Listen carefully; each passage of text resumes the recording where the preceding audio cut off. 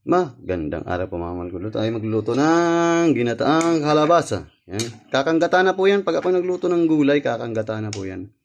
Wala na po yan pangalawang gata. Tapos mamaya lalagyan natin itong ating hiningi kay Ate Job na ampalaya. Maraming salamat po Ate Job sa inyong ganitong puso. Pagka may link po pala sa baba, huwag kayo mahihiyang pakipindutin po yan.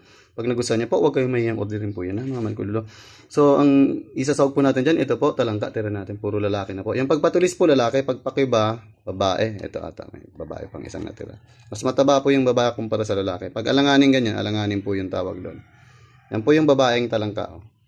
Ang sarap niyan mga malgulo. Mataba yan, mas mataba yan kumpara dito sa lalaking talangka.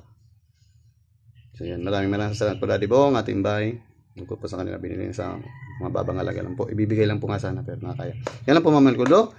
Tayo nagagata. Mag-iingat po kayo lagi. Alaga lang ang sarili. Huwag pababayaan ang sarili. Kumain po kayo lagi maayos. Ingat. Ingat po mga mahal kong idolo. Gata sa Rob.